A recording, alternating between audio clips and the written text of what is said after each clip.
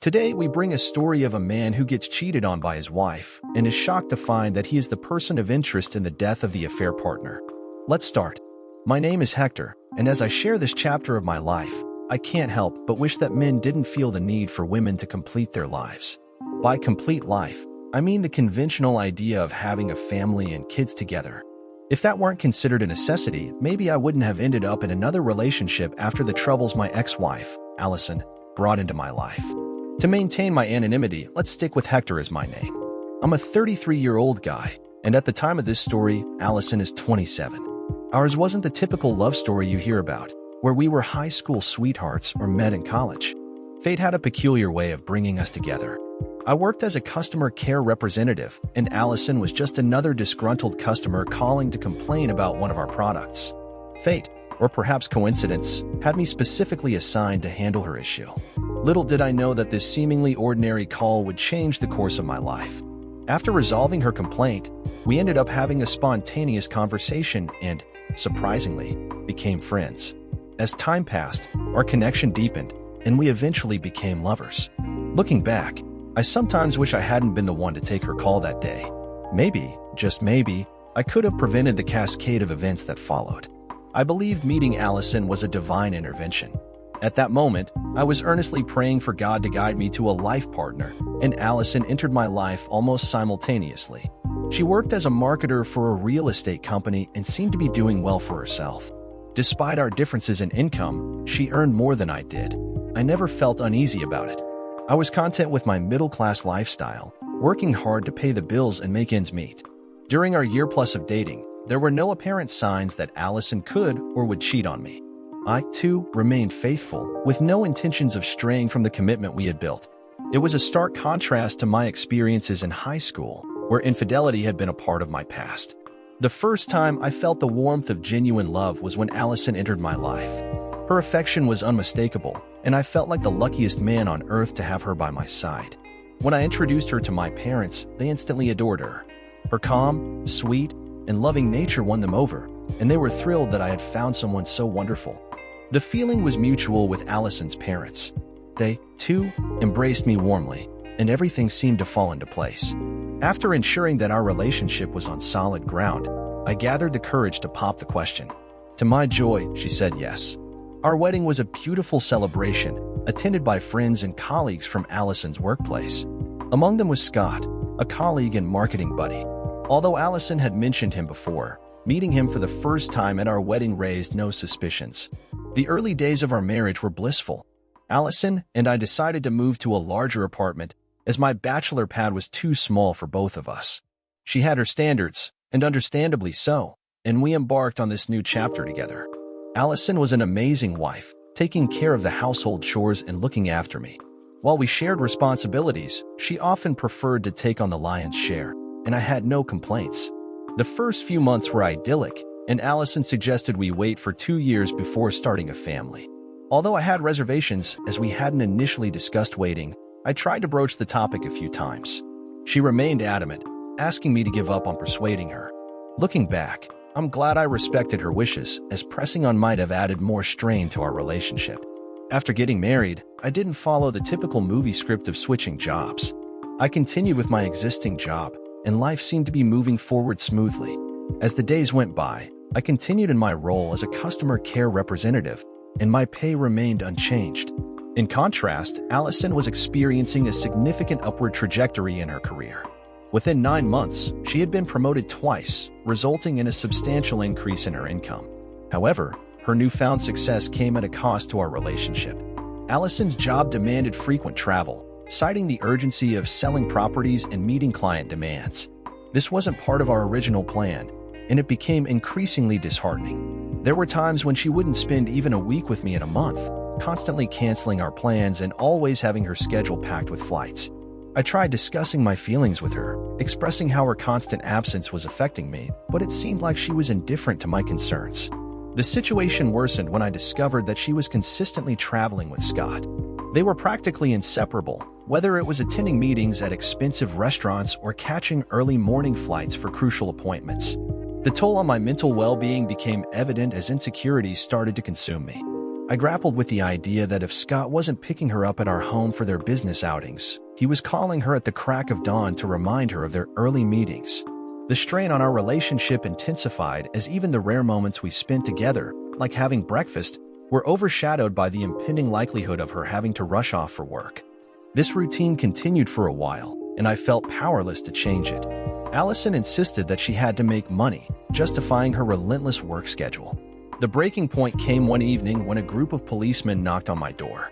They presented a warrant and requested my presence for interrogation.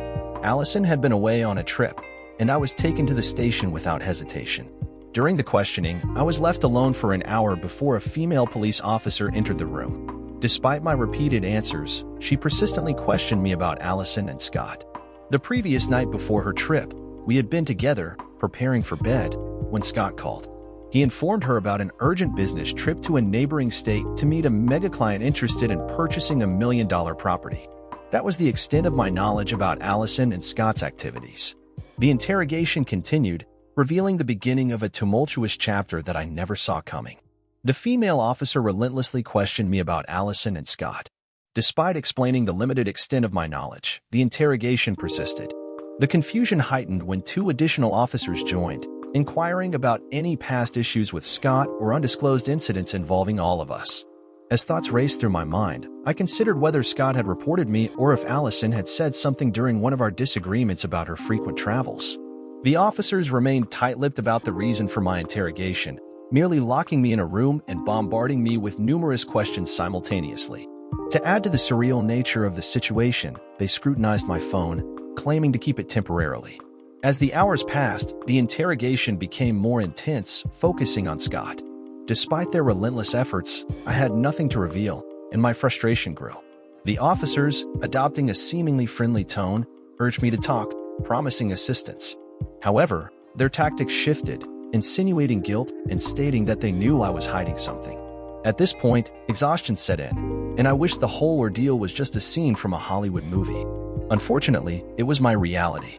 We spent 3 more hours in the relentless back and forth about Scott, and as their tactics failed, they resorted to assertive statements, claiming they knew I was guilty and that I couldn't hide it any longer.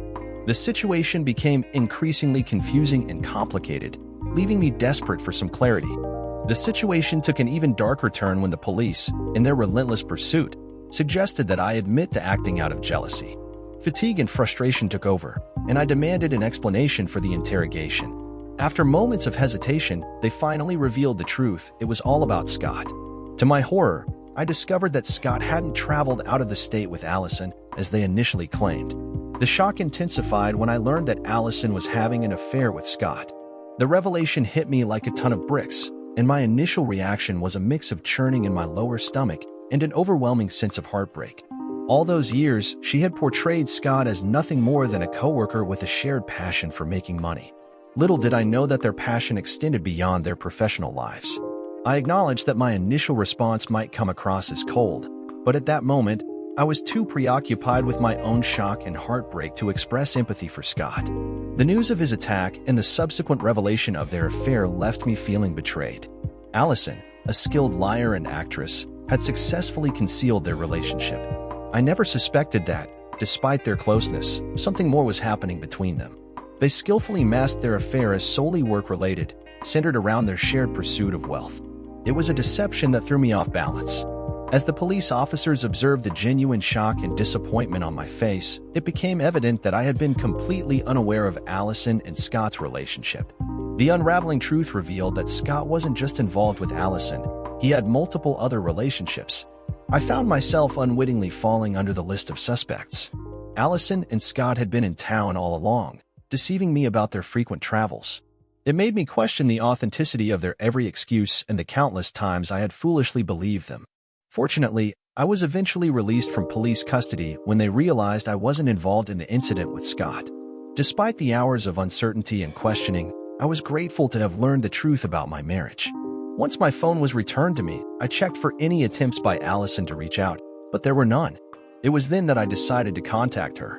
I called her twice before she answered, and she explained that she was at the hospital with Scott due to an accident. The confirmation of what the police officers had told me brought me to tears.